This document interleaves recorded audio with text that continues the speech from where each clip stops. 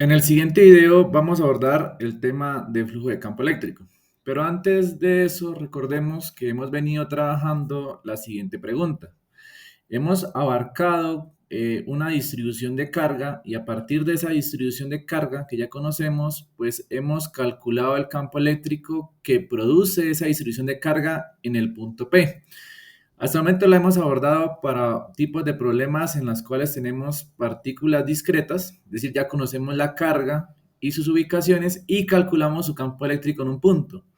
También los hemos realizado para distribuciones de carga continua, en lo cual pues conocemos la carga, cómo está distribuida su forma, conocemos el punto donde lo queremos calcular, tomamos diferenciales y calculamos el campo. Es decir, siempre hemos partido de conocer la carga. Y así hemos abarcado varios problemas. Pero sucede que también podemos ahora hacernos la siguiente pregunta. Si conocemos en este caso cómo es la forma del campo en una región determinada, nosotros podemos determinar qué sucede o cómo es la distribución de la carga en esa región. Es decir, vamos a hacer la pregunta al contrario. Partimos del campo y queremos saber cómo es la carga. En este caso, pues consideremos el siguiente escenario. Nos encontramos analizando un lugar del espacio en el que puede o no existir carga. Es decir, no tenemos ningún tipo de certeza. En ese lugar, en ese caso, como tenemos la incógnita, dado que no podemos ver la carga físicamente, ¿qué deberíamos hacer o cómo podríamos determinar si en este espacio está esa carga? Entonces, para eso, pues podemos plantear el siguiente escenario o estrategia y es encerrar ese espacio con una caja. Entonces, al encerrar ese espacio con una caja, pues ya limitamos el lugar o la región donde vamos a buscar dicha carga. Pero obviamente, pues si la vamos a encerrar con una caja, esa caja pues debe tener ciertas características o propiedades que no nos modifiquen o nos dañen la carga. Entonces, en ese caso, pues vamos a caracterizar la caja con las siguientes propiedades. Primero, vamos a analizar o plantear que la carga, en este caso la caja, perdón, está construida con un material que no tiene efecto en ningún campo eléctrico. Es decir, que esta cajita, el material del cual está hecho, pues no nos va a modificar el campo, no se va a adquirir carga, porque si adquiere carga, pues crearía un campo eléctrico propio y modificaría el que ya tenemos. Tampoco va a funcionar como una barrera, es decir, me va a permitir que el campo eléctrico que provenga de la carga que está dentro salga por ella sin ir a cambiarlo, desviarlo o apantallarlo. Y vamos a ahora en este caso a ponerle otra propiedad, que sea una superficie imaginaria que puede encerrar o no cierta carga. Es decir, que esta superficie es un artilugio matemático de nuestra imaginación, es decir, la caja no va a existir, no es un objeto real, pero la vamos a colocar en este caso según nuestra imaginación. Como es una superficie imaginaria, la caja puede tener la forma que nosotros queramos, forma de cubo, forma de esfera, forma de elipse, digamos que en ese caso queda a criterio de la imaginación de cada uno de nosotros. Obviamente más adelante vamos a darnos cuenta que vamos a buscar cajas de cierta forma que nos permitan solucionar los problemas de una manera mucho más sencilla. Entonces, no cualquier forma que escojamos pues realmente va a ser útil para los problemas. También al ser imaginaria, pues yo puedo cambiar su forma y su tamaño. Entonces yo la puedo hacer más grande o más pequeña. Y obviamente, pues al ser más grande o más pequeña, puede que encierre carga o no encierre carga. El propósito de esto es encerrar carga, es decir, solamente me va a interesar lo que yo encierre, es decir, la carga que esté por fuera de ella, de esta cajita, no me interesa. Digamos que en ese caso, por el momento, podemos llamarla a esa cajita como una superficie cerrada. Entonces, las superficies cerradas pues van a ser superficies tridimensionales porque me encierran todo el espacio. Más adelante le vamos a dar otro nombre a esa superficie cerrada y la vamos a llamar una superficie gaussiana. Entonces, más adelante espero recuerden ese nombre. Bueno, entonces ahora miremos la siguiente pregunta. ¿Cómo podríamos medir la carga, perdón, dentro de la caja sin abrirla? Es decir, tengo mi caja, no tengo todavía certeza de que tenga una carga en el interior, pero digamos que yo no puedo ver, obviamente, su interior y no puedo abrirla para saber si se encuentra la carga. Entonces, para eso es importante que recordemos que una distribución de carga produce un campo eléctrico. Es decir, cualquier objeto con carga, no importa si es una partícula o una distribución continua, va a generar un campo eléctrico en su exterior. Entonces, en este caso, como ya sabemos que si hay una carga dentro de la caja, me va a crear un campo eléctrico, podemos usar lo siguiente: tomar una carga de prueba, Q sub 0, la cual puede ser positiva o puede ser negativa. Obviamente, para evitar confusiones de signos, pues vamos a considerar la carga de prueba, en ese caso, positiva. Y la vamos a colocar en diferentes lugares próximos a la caja. Entonces vamos a hacer un mapeo a lo largo de la caja. ¿Listo? Incluso podríamos colocar la carga de prueba sobre la superficie de la caja. Entonces, en este caso, tomaríamos nuestra carguita de prueba, que como cabe mencionar, por convención, por criterio nosotros tomamos la carga positiva. Y en este caso, si la carga que exista dentro de la caja realmente existe, pues ¿qué va a realizar? Pues va a hacer que mi carga de prueba experimente, en este caso, una fuerza eléctrica, que podría ser de repulsión si la carga dentro es positiva, o de atracción si en este caso la carga dentro es negativa. Entonces, en este caso, ¿qué hacemos nosotros? Pues vamos a medir la fuerza eléctrica sobre la carga, en este caso de prueba, en diferentes posiciones.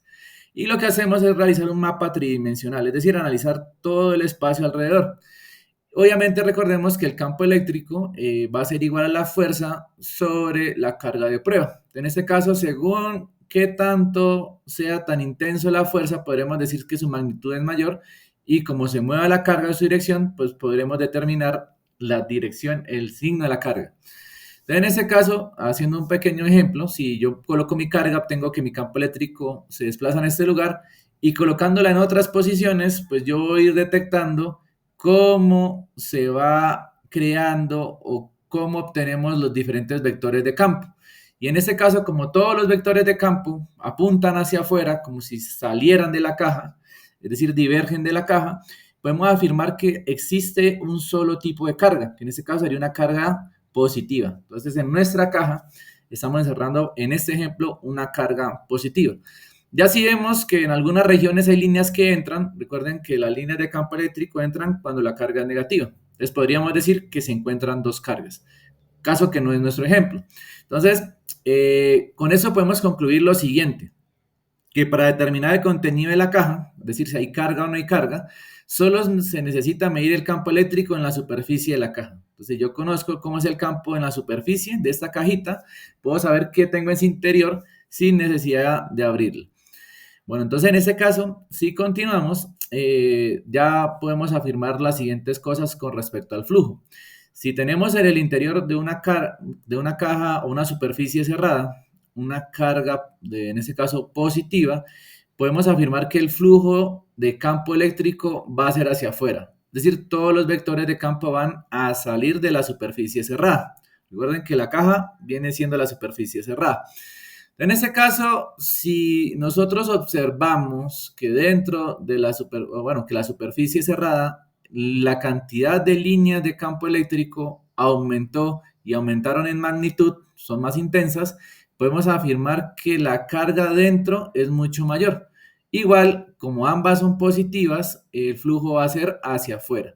Entonces, con esto ya podemos afirmar una segunda cosa: que dado que los vectores de campo eléctrico apuntan hacia afuera de la superficie, es decir, salen de la caja, podemos afirmar ahora que tenemos un flujo de campo eléctrico saliente. Entonces, cuando hablemos de flujos de campo eléctrico saliente, quiere decir que en este caso es debido a que dentro de la superficie cerrada vamos a tener una carga positiva. Entonces, flujos de campo eléctrico saliente se atribuyen a cargas positivas. De manera análoga, si en este caso la carga en el interior es una carga negativa, todos los vectores de campo eléctrico van a entrar a la superficie cerrada, debido a que en su interior está esa carga negativa. Si aumentamos la cantidad de carga negativa en su interior y es netamente negativa, pues todos sus vectores de campo eléctrico también van a entrar. Obviamente, como la carga encerrada ahora es mayor, pues los vectores van a ser mucho más largos y más intensos. Entonces, en este caso, estamos hablando de un campo eléctrico mayor, de una carga mayor, pero de una carga negativa porque todos los vectores de campo están entrando. Entonces, volvemos a sacar otra conclusión de estas imágenes. Podemos afirmar que dado que los vectores de campo eléctrico apuntan hacia adentro de la superficie, decimos que existe un flujo de campo eléctrico entrante. Entonces, cuando hablemos de flujos de campos eléctricos entrantes, se lo vamos a atribuir en ese caso a cargas negativas que se encuentran encerradas en la superficie. Entonces, digamos que yo con el mero hecho de conozca cómo es el campo eléctrico, me puedo más o menos tener una seguridad de cómo es la carga que se encuentra en el interior, sin necesidad de ver la carga. Y bueno, de esa manera pues podemos dar una definición de flujo de campo eléctrico un poco mejor, más general. Entonces, la definición para flujo de campo eléctrico es la siguiente. Se define como el número de líneas de campo eléctrico que atraviesan una superficie. Recuerden que la línea de campo eléctrico es una estrategia que se utiliza para conocer cómo es los vectores de campo del campo eléctrico en el espacio. Entonces, en este caso, también podemos afirmar otra cosa del flujo de campo eléctrico, una de sus definiciones y características. El flujo de campo eléctrico es una magnitud escalar, ¿listo? Que nos va a expresar una medida del campo eléctrico que atraviesa una superficie. Entonces, solamente el flujo eléctrico lo puedo estudiar cuando ese campo eléctrico atraviesa una superficie. Que la superficie puede ser, más adelante lo vamos a ver, una superficie abierta o una superficie cerrada. Y en este caso, pues podemos también, o es importante analizar algunos escenarios especiales, lo cual nos va a permitir solucionar los ejercicios de manera más fácil. Es decir, usamos el concepto físico para responder un problema matemático. En ese caso, pues es bueno analizar el caso particular en el cual el flujo de campo eléctrico es cero. Entonces, el primer escenario en el cual el flujo de campo eléctrico es cero, pues es cuando el campo eléctrico total es cero, es decir, por fuera de la superficie. Y esto pues sucedería cuando no tenemos ninguna carga dentro de la caja. Y en ese caso, si no hay cargas dentro de la superficie cerrada, pues obviamente pues no hay nadie que crea un campo eléctrico y el flujo eléctrico va a ser igual a cero. El otro escenario sería el siguiente. Nosotros también podemos tener un escenario en el cual tengamos vectores de campo que atraviesan a una superficie, pero sucede que si nosotros analizamos este escenario, vamos a tener una carga Q positiva de cierta magnitud y una carga negativa de la misma magnitud. Es decir, que si hacemos la sumatoria total de cargas, vamos a encontrar que la carga total encerrada dentro es cero. Entonces, podemos tener cargas, podemos tener vectores de campo entrando y saliendo, pero si la suma total de la carga encerrada va a ser igual a cero dentro de la caja, automáticamente nosotros podemos decir que el flujo de campo eléctrico es cero. ¿Por qué lo podemos decir? Porque vamos a tener una cantidad de flujo eléctrico que sale debido a la carga positiva y vamos a tener un flujo de campo eléctrico que entra, entonces de la misma magnitud y obviamente con sentidos contrarios. Entonces, en este caso podemos afirmar desde el punto de vista de flujo de campo eléctrico que el flujo que está en ese caso entrando va a cancelar el flujo saliente. Obviamente eso solamente sucede cuando la carga total encerrada es igual a cero. Y un tercer escenario en el cual el flujo de campo eléctrico es cero es cuando nosotros tenemos un objeto cargado por fuera de la superficie cerrada. Y ese objeto por fuera de la superficie cerrada pues tiene su campo eléctrico porque está cargada. En este caso tenemos como ejemplo esta lámina con carga uniforme, crea un campo eléctrico como se muestra en la figura. Ese objeto nos va, en ese caso, a crear un flujo de campo eléctrico de cero. ¿Por qué? Porque es una carga externa a la superficie. Como es una carga que está por fuera, no va a crear flujo. Es decir, no tengo carga encerrada tampoco. Entonces, solamente vamos a estudiar escenarios donde la carga encerrada en la superficie es diferente de cero. Es decir, debemos tener un valor de carga neta diferente de cero. Es decir, que las cargas externas no me interesan estudiarlas, solamente estudio su interior. Esto va a ser muy útil más adelante cuando necesitemos analizar diferentes regiones de un cuerpo. Entonces, yo puedo ir modificando, según las propiedades de la superficie cerrada, su tamaño y al modificar su tamaño puedo encerrar regiones con más carga o menos carga. Pero me debe quedar claro que solamente me importa lo que encierro. Obviamente también lo podemos explicar en este escenario por qué cero a partir de la definición de flujo. nos damos cuenta que el flujo de campo eléctrico que entra por esta cara va a ser el mismo que sale por la otra cara. Entonces, si las mismas líneas de campo eléctrico son las que entran y son las mismas que salen o la misma cantidad, quiere decir que en este caso el flujo entrante cancela el flujo saliente. Hay que tener cuidado porque las direcciones no deben cambiar. Si las líneas de campo eléctrico entran por un lugar y se salen en direcciones opuestas, para otro lugar, quiere decir que adentro se encuentra una caja que modificó el flujo, ¿listo? Una carga, perdón. Entonces, serían tres escenarios donde el flujo es cero. Miremos ahora otros escenarios. Podemos hacer lo siguiente, que ya podemos ir analizando o sacando conclusiones. Podemos asegurar que existe una conexión entre la magnitud de la carga neta, es decir, cuánta carga tengo dentro de la superficie cerrada, y la intensidad del flujo. Recuerden que la intensidad del flujo, en este caso, neto del campo eléctrico sobre la superficie, es decir, el número de líneas de campo eléctrico. Es decir, la carga encerrada en su interior nos van a indicar cuántas líneas de campo eléctrico entran o salen, es decir, su intensidad. A mayor número de líneas de campo eléctrico, mayor va a ser el flujo, y a menor línea de campo eléctrico, menor va a ser el flujo de campo eléctrico. Entonces, miremos el siguiente escenario. Si yo tengo una superficie cerrada que me encierra una carga Q positiva, vamos a tener que sus vectores de campo eléctrico salen, es decir, tenemos un flujo de campo eléctrico saliente y pues contiene una sola carga. Si nosotros tomamos la misma caja, pero ahora vemos que los vectores de campo eléctrico aumentaron en cantidad o aumentaron en longitud, es decir, en magnitud, podemos afirmar que en el interior se encuentra una carga positiva mayor, en este caso una carga igual a 2Q. Entonces la caja contiene el doble de la carga y obviamente el caso del flujo eléctrico se va a duplicar. Entonces la carga va a ser directamente proporcional al flujo. Recuerden que estoy hablando de la carga encerrada. Si miramos ahora, puede pasar otro escenario. Si yo tengo la misma carga positiva del escenario A encerrada, pero ahora dentro de una caja mucho más grande, el flujo eléctrico sigue siendo el mismo. Es decir, el flujo de campo eléctrico no va a depender de la superficie cerrada. No importa si su tamaño es más grande o va a ser más pequeño, o la forma. Entonces, la forma y el tamaño de la superficie cerrada no me deben modificar el flujo de campo eléctrico. ¿Por qué? Por las propiedades que ya mencionamos. Es una superficie imaginaria, es decir, no es real. Es una estrategia gráfica, visual, para entender los problemas de campo eléctrico de una manera más sencilla.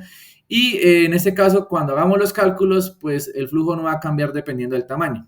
Obviamente, si vamos matemáticamente a usar el tamaño de la caja para hacer el cálculo, pero sucede que la proporción de distancia de la carga al punto, en este caso, se va a mantener con la intensidad del campo.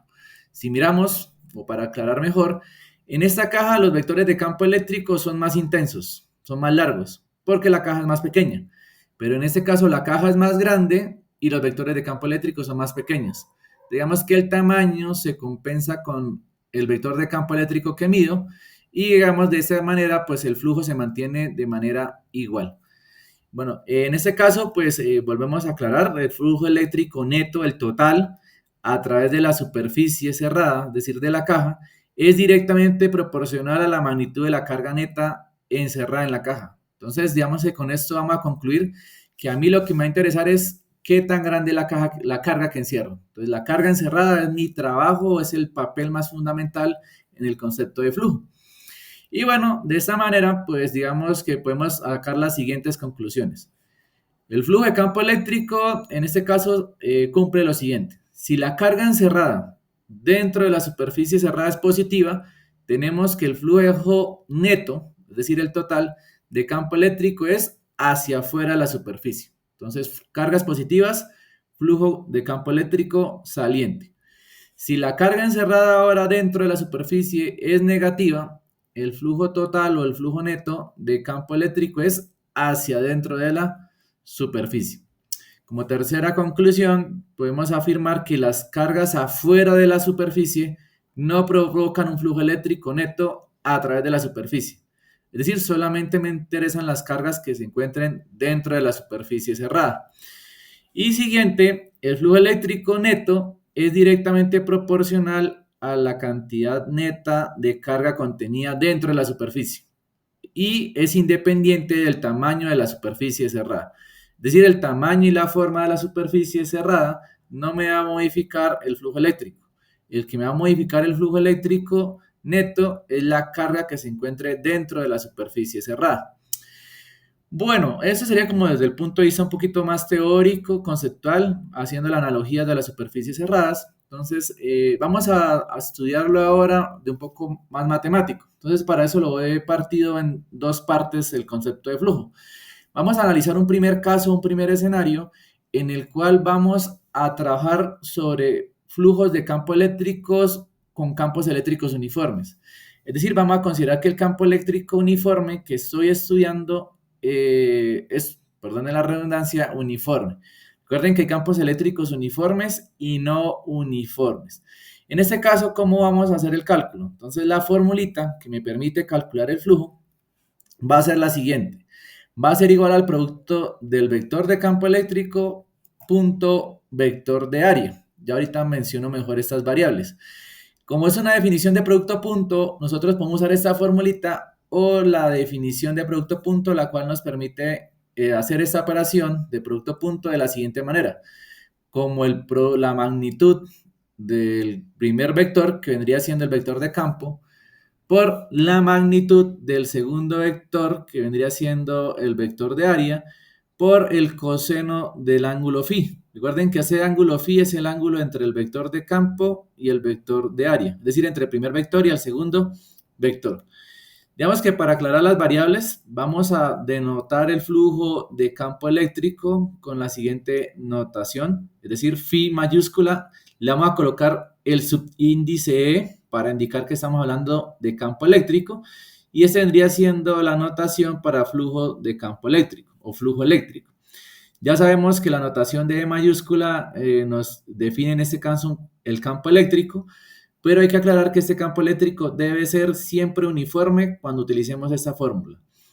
Y bueno, la variable nueva para analizar vendría siendo esta A mayúscula vector, que vendría siendo un vector de área, el cual es perpendicular a una superficie plana. Entonces aquí se hace necesario meter otra condición. Esta fórmula funciona para dos escenarios o dos condiciones que se deben cumplir de manera simultánea.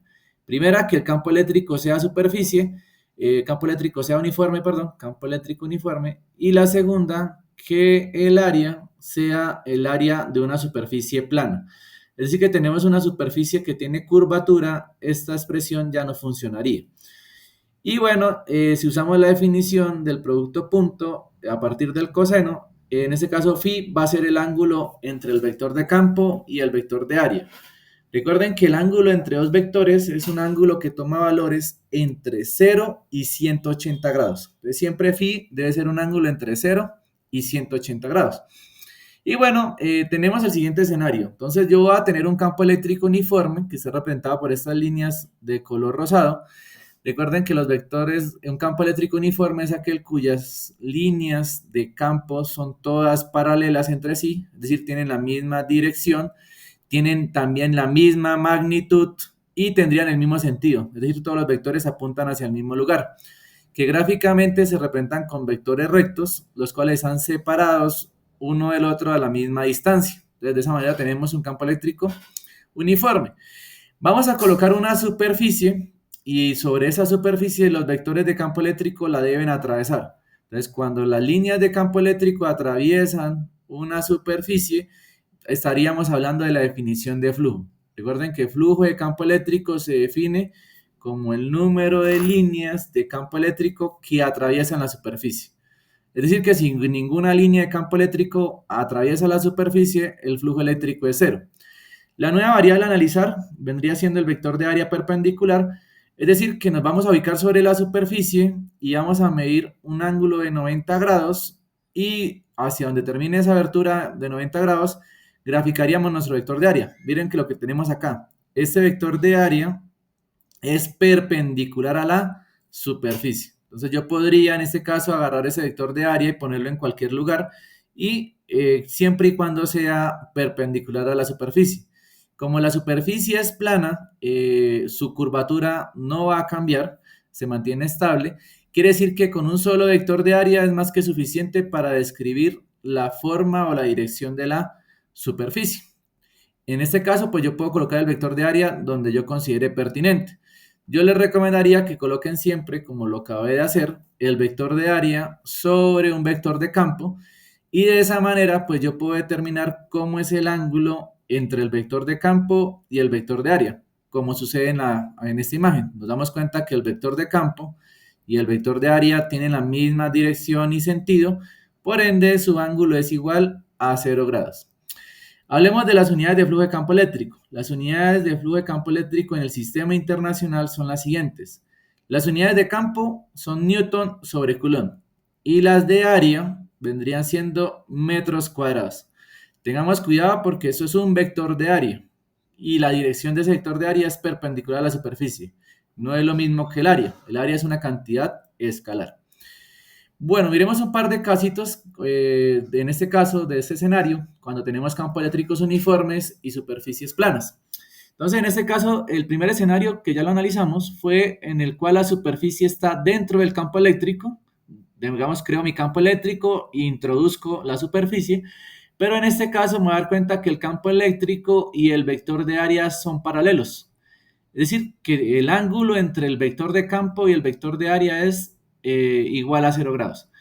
Recuerden que el vector de área es perpendicular a la superficie. Cuando lo grafico me doy cuenta que tiene la misma dirección y sentido que el vector de campo y por ende su ángulo phi es igual a 0 grados. ¿Listo? El vector de área en el 90% o casi que el 100% de los problemas lo debes graficar. Entonces digamos que eso es algo que debe hacer el estudiante siempre, es su trabajo. En la mayoría de los problemas pues nos van a dar la orientación del campo eléctrico y de la superficie. Entonces el trabajo va a ser identificar ese vector de área. Miremos ahora un escenario B. Bueno, en el anterior, pues nos damos cuenta que la expresión de flujo de campo eléctrico va a ser el producto punto entre el vector de campo y el vector de área. Que si usamos la definición de las magnitudes, nos va a quedar la magnitud del vector de campo por la magnitud del vector de área, que vendría siendo su área. Ahí aquí tendríamos el área de la superficie por coseno de 0 grados, pero coseno de 0 grados es 1. Entonces la expresión se reduce, en este caso, al producto de la magnitud del campo por el área. En este escenario, cuando el ángulo es igual a 0 grados, tenemos un flujo de campo eléctrico máximo. Entonces aquí el flujo de campo eléctrico es máximo cuando el ángulo entre el vector de área y el vector de campo es igual a 0. Ahora, para la superficie, si inclinamos la superficie un ángulo phi, en este caso respecto de la orientación de frente, es decir, tenemos como plano original cuando la superficie está de esta manera y le aplicamos una rotación de un ángulo phi, el que sea, en este caso, ¿qué va a suceder? Que la superficie rota y al rotar, en este caso, el vector de área también rota. ¿Por qué? Porque el vector de área me indica la dirección de la superficie. Y al mirar esto, miren que nosotros graficamos el vector de área en este punto de tal manera que coincida su cola con el vector de campo. Recuerden que para determinar el ángulo phi, los vectores deben estar cola con cola. ¿Cuáles vectores? El vector de campo eléctrico y el vector de área. Y en ese caso, pues el ángulo entre el campo eléctrico y el vector de área, pues va a ser un valor de phi. Y en ese caso, el flujo de campo eléctrico pues es igual a producto punto entre el vector de campo por el vector de área, que es la fórmula, y si lo llevamos a términos de sus magnitudes, va a ser igual a la magnitud del campo eléctrico por el área por el coseno de phi. Recuerden que como el campo eléctrico es uniforme, tiene un solo valor de magnitud, el cual es constante. Y bueno, en este caso, en el caso B, pues el flujo de campo eléctrico, pues ya no va a ser máximo, pero tampoco va a ser cero. Dependerá de cómo sea el ángulo entre el vector de área y el vector de campo. Una forma en la cual podemos escribir matemáticamente el vector de área es de la siguiente manera. El vector de área va a ser igual a A, que en este caso A mayúscula viene siendo el área de la superficie. Entonces el área de la superficie la vamos a calcular de manera geométrica. Es decir, que si la superficie tiene forma de cuadrado, usamos el área de un cuadrado. Si la superficie tiene la forma de un círculo, pues calculamos el área con el área de un círculo. Y si tiene la forma de un círculo o si tiene forma de una elipse, en este caso pues calculamos el área dependiendo de la forma de la superficie plana. Y bueno, n vendría siendo un vector, en este caso unitario, que es normal al área de la superficie o normal a la superficie. Recuerden que normal es lo mismo que perpendicular o ortogonal. Es decir, el vector de área, el n unitario gorrito, nos indica la dirección perpendicular a la superficie plana. Y bueno, miremos ahora el tercer escenario, que es un caso particular, y es en el cual, en este caso, tenemos un campo eléctrico uniforme ya establecido y introducimos de canto, es decir, con la misma orientación la superficie del campo eléctrico. En este caso nos vamos a dar cuenta que el vector de campo eléctrico que está horizontal y en este caso el vector de área va a ser perpendicular a la superficie, es decir, va a estar de manera vertical. Nos vamos a dar cuenta que el ángulo que medimos desde el vector de campo hasta el vector de área va a ser un ángulo de 90 grados. Y cuando el ángulo es de 90 grados, recordemos que en este caso, si el flujo de campo eléctrico es definido como el producto punto entre el vector de campo y el vector de área, y si lo definimos en términos de sus magnitudes, va a ser igual a la magnitud del campo eléctrico por el área de la superficie por coseno de 90 grados. Y el coseno de 90 grados es igual a 0. Es decir, que en este caso, cuando el vector de campo y el vector de área son perpendiculares, es decir, forman un ángulo entre ellos de 90 grados, el flujo de campo eléctrico es 0. Y es 0 también desde el punto de vista de definición del flujo. ¿Por qué? Porque en este caso, miremos que ninguna de las líneas de campo eléctrico atraviesan la superficie. Para que exista flujo, las líneas deben pasar, romper, entre comillas, hacerle orificios. Obviamente no de manera literal. Es decir, los vectores deben pasar, es decir, su cabeza debe entrar por una lado de la superficie y salir por el otro. Como no están pasando a través de la superficie, el flujo de campo eléctrico es 0. Entonces, el hecho de que yo tenga un campo eléctrico no me va a garantizar siempre que exista flujo. Para que exista flujo, esos vectores de campo deben atravesar la superficie. Y bueno, en este caso, pues es bueno tener la siguiente observación. Cuando estemos trabajando en la dirección del vector A, va a ser en este caso del vector de área, va a ser dada por el vector unitario, se debe indicar siempre en los ejercicios. Hay que decir, hay que graficarlos. ¿Por qué? Porque cuando tenemos una superficie abierta hay dos posibilidades. Es decir, podríamos tener el vector de área en este caso hacia arriba o podríamos haber graficado el vector de área hacia abajo. Y pues también formaría un ángulo de 90 grados. Entonces, como es una superficie plana, entre comillas abierta, es decir, no es una superficie cerrada, como no es una superficie cerrada, una superficie plana pues tiene dos caras. Digamos en este caso la cara que va hacia arriba y la cara que está hacia abajo. Entonces tenemos un vector de área hacia arriba y un vector de área hacia abajo. Para los ejercicios se trabaja con una sola de las caras, ¿listo? Con un solo vector de área. No hay que hacer el cálculo con ambos vectores de área. Obviamente lo que va a suceder es que, digamos, si yo tomo el vector de área, por ejemplo, en este caso de arriba, y existiera flujo, pues el flujo me puede dar positivo, y si trabajáramos con la cara de abajo me daría un flujo negativo. Digamos que me voy a volver un poco y vamos a mirar esta imagen. Si yo tomo el vector de área con esta inclinación, o bueno, en este está un poco más claro, si tomo el vector de área en este lugar y el vector de campo eléctrico van hacia la derecha, ambos, el ángulo entre ellos es de 0 grados y el flujo eléctrico va a ser positivo. Pero si yo hubiera graficado el vector de área por la otra cara y siendo perpendicular, en este caso el vector de área apuntaría hacia la izquierda de manera horizontal y el campo eléctrico va hacia la derecha. El ángulo entre ellos vendría siendo un ángulo de 180 grados y el flujo eléctrico va a ser en este caso negativo. ¿Listo? ¿Por qué? Porque digamos estoy analizando el flujo que entra y aquí estoy analizando el flujo que sale. Entonces en una superficie plana pues tenemos dos escenarios, por una cara flujo que entra y por otro flujo que sale. El flujo que entra es un flujo negativo y el flujo que sale es un flujo positivo. Y bueno, volviendo acá, en cambio cuando tenemos una superficie cerrada siempre el vector de área apunta hacia el exterior, digamos que ahí no tenemos problema. Es decir que si tenemos una caja, vamos a graficar todos los vectores de área o de dirección perpendicular a la superficie, siempre saliendo de la caja, es decir, apuntan hacia afuera de la superficie.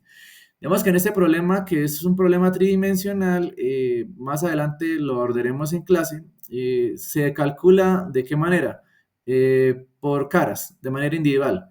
Es decir, digamos que aquí tomaríamos esta cara, la cual está representada por el vector unitario n1, y analizamos solamente el flujo de esta cara. Y así lo vamos analizando para el resto de caras, y al final el flujo total es la suma de las caras. Entonces, en figuras tridimensionales planas se recomienda hacer el cálculo por superficies planas individuales, es decir, no todo a la vez.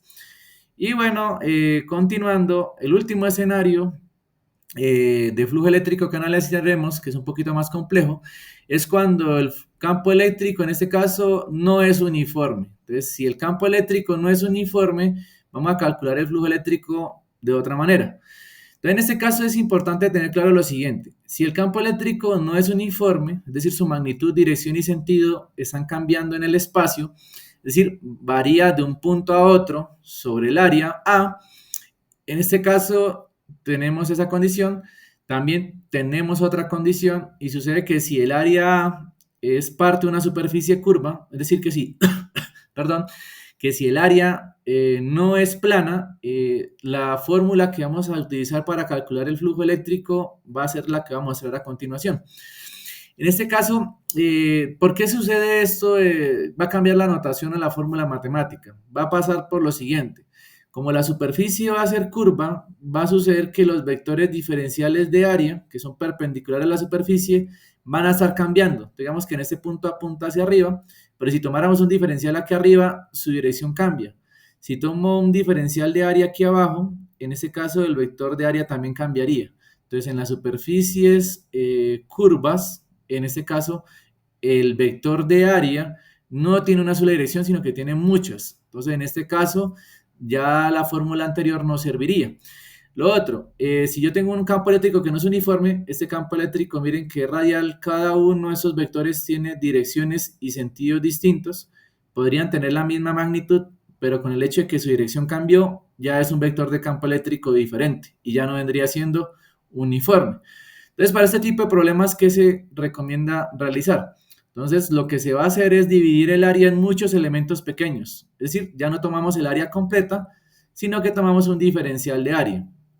Y en este caso, cada uno de esos vectores de área tiene un vector unitario, que el cual es distinto uno del otro. Recuerden que el vector unitario me va a dar la dirección y el sentido del vector de área. Y obviamente los vectores pues son perpendiculares a la superficie.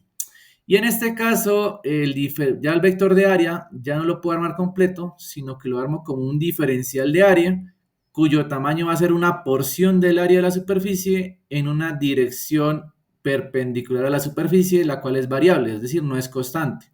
Y bueno, en este caso, el flujo eléctrico se calcula a través de cada elemento y los resultados pues se van a integrar para obtener el flujo total. Dado que a mí no me interesa el flujo que pasa por un solo pedacito, sino el flujo de campo eléctrico total debido a la carga. Y obviamente pues la operación que haríamos vendría siendo la integral. En este caso el flujo de campo eléctrico va a ser igual a la integral del vector de campo eléctrico, punto, y el cambio que se hace es que se hace por el diferencial de área. Entonces tomamos un diferencial de vector de área con la integral. Y en este caso, pues podemos llevarlo a la notación del producto punto, que vendría siendo la magnitud del vector de campo, el cual ya no es uniforme, y en este caso por la magnitud del diferencial de área, por el coseno del ángulo entre el vector de campo y el diferencial de área. En este caso, recuerden que el ángulo phi ya no sería un ángulo constante, sino que es un ángulo que está variando. ¿Listo? Porque como cambia el diferencial de área, cambia la orientación del campo y podría variar.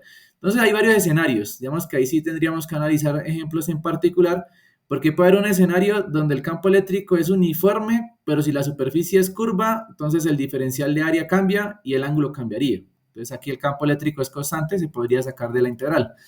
Hay otro escenario donde el campo eléctrico es variable, ¿cierto? El diferencial de área puede ser una superficie plana, pero el ángulo entre ambos va cambiando porque el campo eléctrico es variable. Podríamos tener otro escenario donde el campo eléctrico es variable, el diferencial de área también es variable, pero el ángulo en este caso es uniforme. ¿Cuándo pasaría eso? Cuando el campo eléctrico y el diferencial de área tienen la misma dirección en todos los puntos. En este caso, como miramos acá, la superficie cerrada es una superficie esférica y digamos que los diferenciales de área también van de manera radial a como lo está haciendo el campo eléctrico. En este caso, el escenario, el ángulo sería igual a 0 grados. Si utilizo una superficie cuadrada, pues ya en este caso el ángulo phi ya no sería el mismo para el campo eléctrico y el diferencial de área. Entonces más adelante vamos a ver que es importante la simetría de la superficie. Entonces por ejemplo buscamos que la superficie tenga una misma simetría con los vectores de campo para que así el problema del ángulo entre ellos sea más fácil de resolver. Y bueno, esta sería la explicación un poquito detallada de la definición de flujo de campo eléctrico, donde menciono que esta es la definición más general. La anterior era un caso particular donde el campo eléctrico era uniforme y la superficie era plana. Y bueno, esto ha sido todo para este video.